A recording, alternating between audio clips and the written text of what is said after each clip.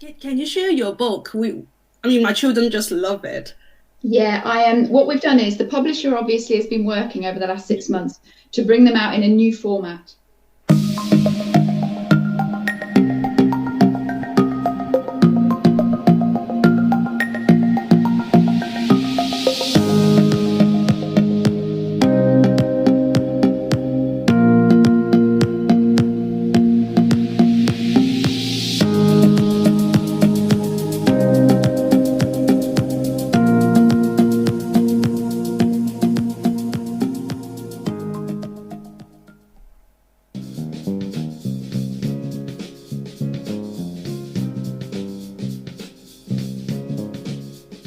Hi everyone. Thanks so much for coming along to attend Environmental Storytime. My name's Claire Culliford and I'm an author. I've written a series of children's books to help you learn all about the different environmental issues that we're facing in the world today. In my stories, the animal characters help to come up with a fun, creative solution to these problems. So what they're doing is one came out this month and then they're coming out every month or two over the next number of months. Oh, so there's one book every month. So yeah, they're reformatting them all. So the new format looks a little like this, obviously. Square. Yeah, I have this one at home. My children love it. Nice, big pictures, obviously. They've recolored some pages to match with the specific content. They've changed some of the fonts. It's very bright, colourful, engaging for children. And obviously quite simple and robust for parents to keep at home, carry around and keep in school with them. And then at the end, the all-important bit, obviously, is the questions, which just prompt the start of a discussion about what the children have read in the story. It's very much a fictional, fun story, but all of the stories are based on scientific fact and are designed, obviously, to have children be inspired by the subject, feel very positive about the fact that we can find solutions to these environmental issues that we're all facing, and even from a young age, start to develop the right creative problem-solving skills to deal with these issues as they grow up to become teachers, scientists, or indeed anything else, because obviously no matter what line of work you're in the future, the environment and sustainability is going to feature. Hector is a hedgehog. Hedgehogs got their name because they often live in hedgerows and they have a snout like a pig's.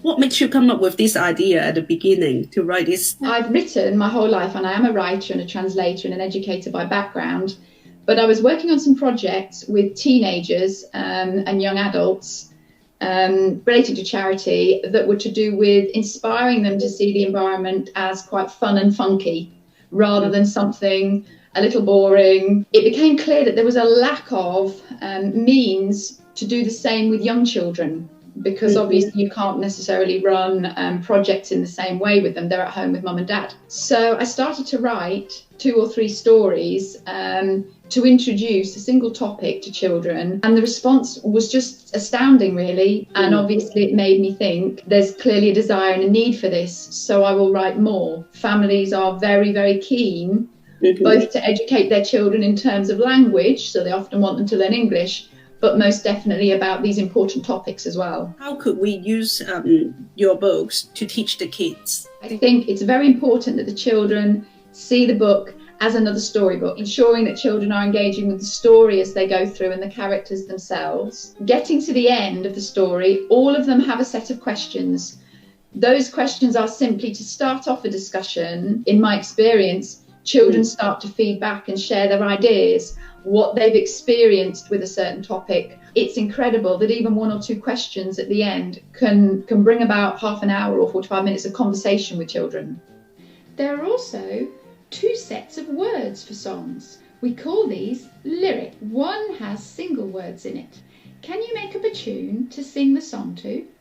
For example, hedgehog, hedgehog, hedgehog park, hedgehog park, hedgehog park, hedgehog, hedgehog, hedgehog park, hedgehog litter park.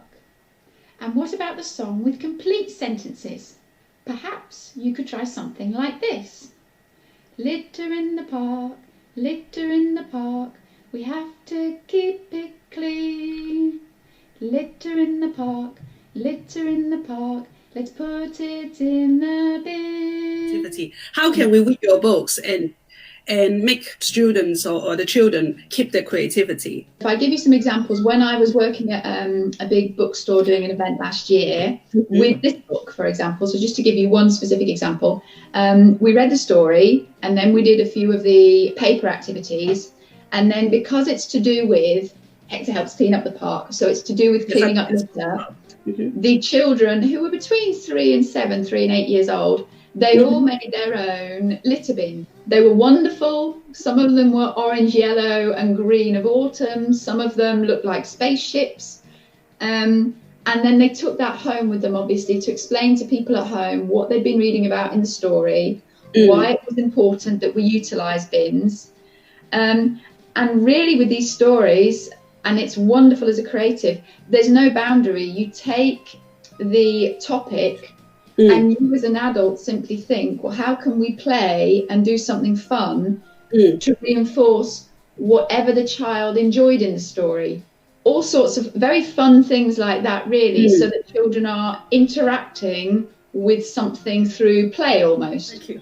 I think other parents, we should learn we should learn more from the author as well. If you come up with more ideas that how we can read your books creatively, do share with us later. Of course I will. And the other thing is to keep an eye on my website. I also listen a lot to what people tell me, because it's really interesting when people feedback ideas to me. I like to share those so that people know how to exploit the books.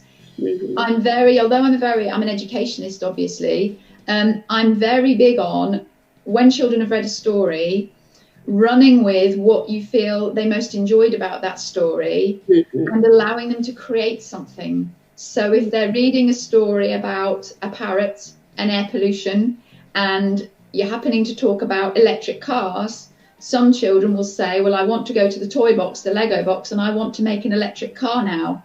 That's a brilliant way of continuing to talk about the topic in the story that you've read. Whilst I understand prescriptive education and we need to introduce them to activities, once you've done one or two that are slightly more traditional, I do believe children are very good at saying, well, this is what I remember from the story and this is the aspect I would like to focus on, and I really believe in letting them do that. That's all from Hector and me for now. If you enjoyed reading Hector Helps Clean Up the Park with us, try one of the other stories in the Little Helpers series.